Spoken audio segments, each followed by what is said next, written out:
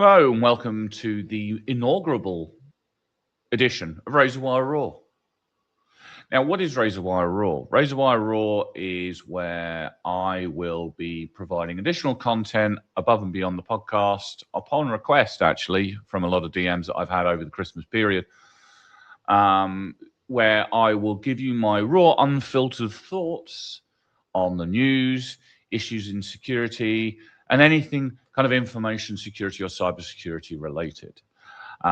This will be a weekly piece of content. So if there's anything you want me to cover, or if there's anything that you want me to talk about, please feel free to DM me.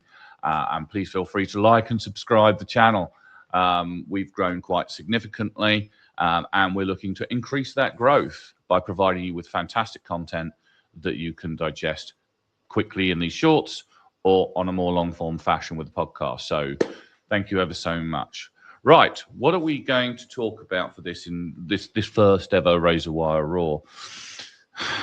Actually, it's something that has been annoying me for some time, and I recently put a post up on LinkedIn about it. And that is kind of like the matter of how influencers are starting to produce large quantities of what I like to term and is commonly termed as AI slop.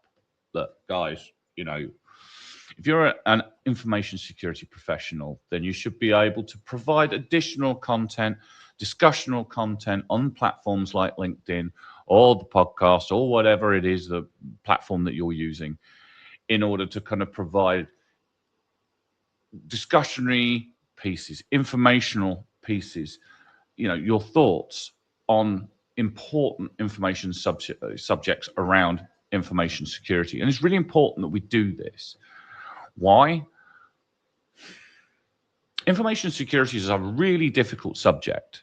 It moves very quickly. It's very hard to pinpoint sometimes.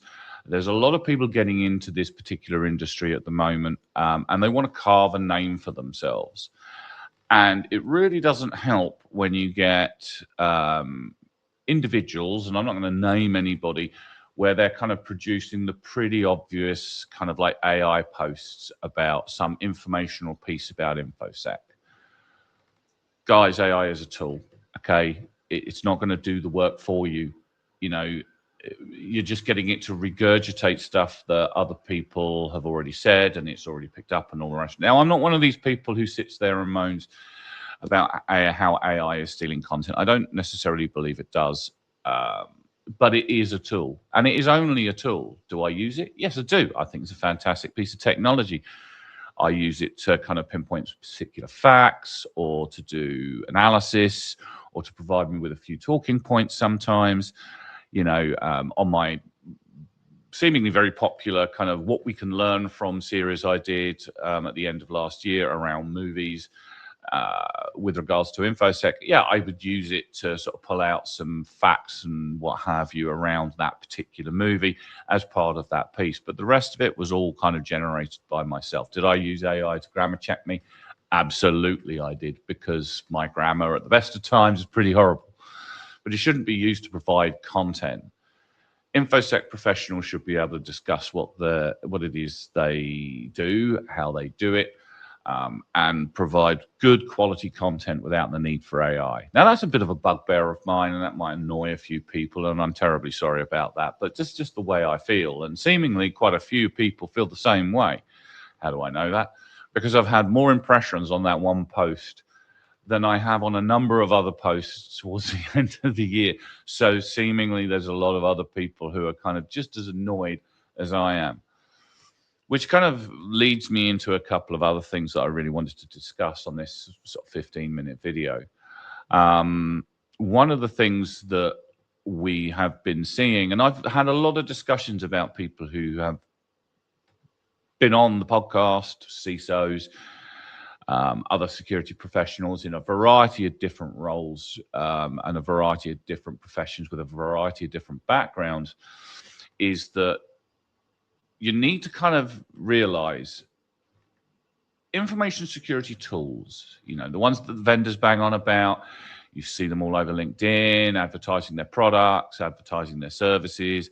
I'm even getting this on YouTube at the moment from a number of different vendors as well, especially the VPN vendors, seemingly because of everything that's been going on in the UK and soon to be Australia, or now Australia, with the Online Protection Act, and, you know, sanitizing content and watching what people are doing.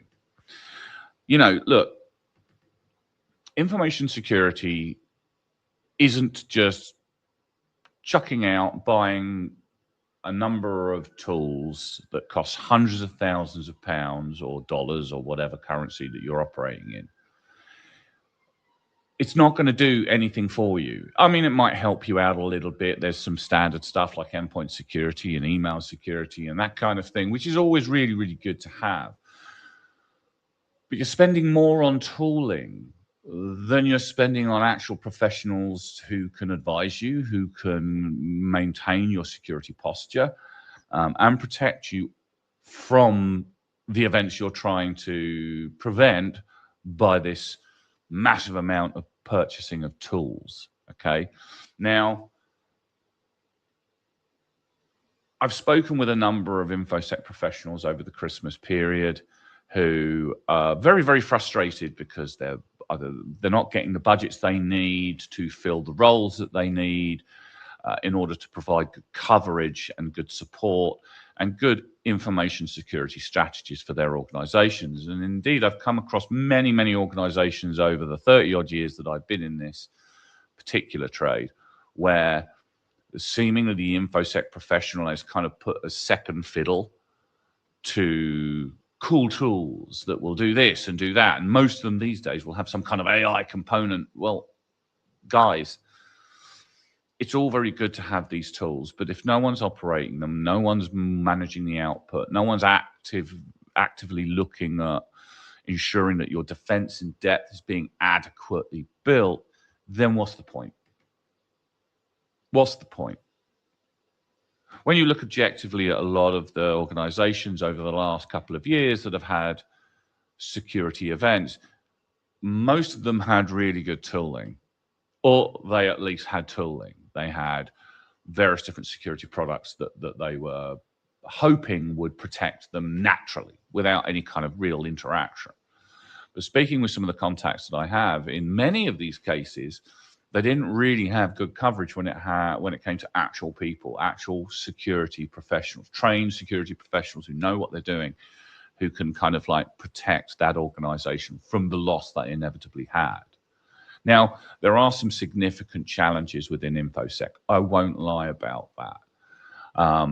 Look, you know, third-party security is becoming one of the most important parts of the security stratagem these days in a world where everything is being outsourced. Everything is as a service, platforms as a service, software as a service, people as a service, fractional this, fractional that, you know, all in the aid of reducing costs for security. Just stop. Think. What is the biggest component to your security portfolio, your security stratagem, and your security control within your organization? Good quality security professionals who know what they're doing. It is vitally important that you spend money on that and then on tooling second, because those InfoSec professionals will look at your business, they will analyze your key assets, they will look at what you're looking to achieve, what you've already achieved, how to kind of like build that strategy and weave it like a bramble bush around your organization to protect it in the same way that bramble bushes were used to protect property back in the day. You know, they were acted as natural fences. You know, it was difficult to get through without cutting yourself up. You know, as an information security professional, that is kind of really what you need to do. And then ultimately, you need a good incident response process, team, and have them fully trained. When you look at building your InfoSec function within your organization, you know, look at some of these key frameworks that are available to you. ISO 27001, PCI DSS, DORA, NIS2, blah, blah, blah, or NIST, all of the others that you see in the world today. Even use ChatGPT to look it up. And you'll see that one of the most significant parts of each of these standards is to have a security function, not just the cool tools, but an actual security function, and trust that function to do what it needs to do best. It's probably the most important part of building a secure strategy for your business. And if you're not doing that, and you're not listening to what those InfoSec professionals are saying at the C-suite level, then you're just going to be waiting for a security event to potentially happen to you, be it to yourself or be it in your third-party chain. So it's vitally important. And if you don't have anybody, or you can't afford to bring on board those InfoSec professionals directly, then there are plenty of consultancies you can go out to. Is this me kind of like pegging in my own consultancies services? A little bit, yeah. Hey, we've all got to do it. We've all got to eat. But at the same time, there are plenty of other people out there who I know personally who provide excellent services and excellent fractional services to organizations that can't afford to have a full-time InfoSec professional, because it is very expensive. But they will guide you and provide you with the best possible security strategy and defense in depth setup, so that you have the highest chance of protecting your critical assets, your business streams, your physical assets, your digital assets, your IP, whatever it may well be, in the most efficient and economic manner than if you just kind of go out and you drink the Kool-Aid and buy all the tools that the vendors are marketing towards you. So just bear that in mind. Now, this industry it's been very interesting over the last few years. Post-COVID, we saw a massive increase in spend on InfoSec, because a lot of environments have changed, a lot of the way of working has changed, and still is, different from what it was previous to the 2020s. But that has started to slack off now in favor of, the race towards AI. AI at the moment, as I've mentioned right at the beginning when I was talking about, providing good, valuable content, hopefully like this, it's a good tool.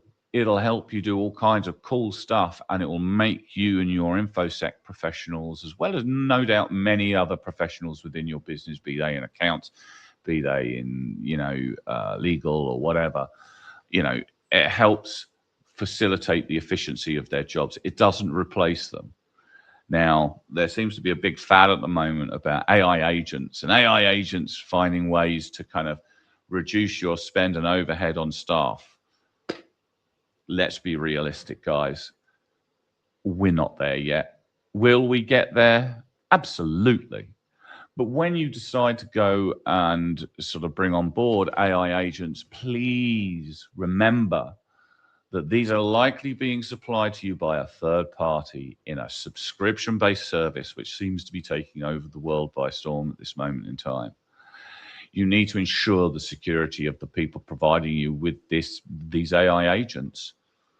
You don't know who this company is. You need to validate their security. You need to validate that they are as secure as they feasibly can be, and they're providing you with a good, solid, secure solution. Isn't going to either misadvise you, go absolutely crazy and start recommending random things, pointing you in directions that you don't need to go, or any other kind of like terrible situation that could happen, compromising your own systems, for instance.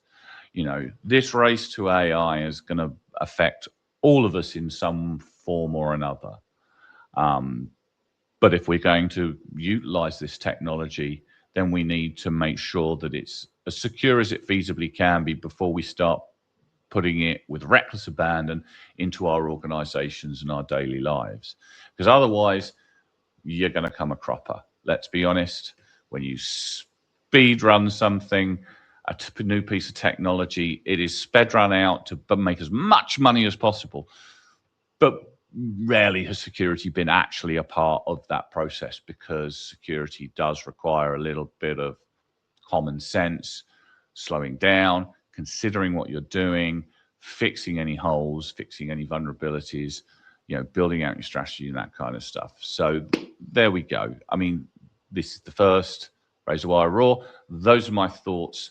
And I think for 2026 going forward, the subject matter of AI, professional capacity, professional wisdom and guidance is going to be really, really key to building secure organizations going forward that can not only utilize technology, but provide appropriate advisory and provide appropriate levels of strategy and solutions that can support your business as it grows. Don't believe the vendor marketing. It's not all about the cool tools. It's not all about the cool AI. It's about having good quality people with good quality knowledge in the InfoSec space, at least. Thank you very much for watching. You will be seeing more and more of these being released over time. It's been absolutely fantastic. Again, please feel free to like and subscribe. We've got some fantastic amounts of new subscribers on our YouTube channel over the last year or so. Let's keep that up. And if there is anything you want me to cover or anything you want to ask me, then please feel free to DM me and we'll cover that. Thank you very much, and we'll be seeing you again soon.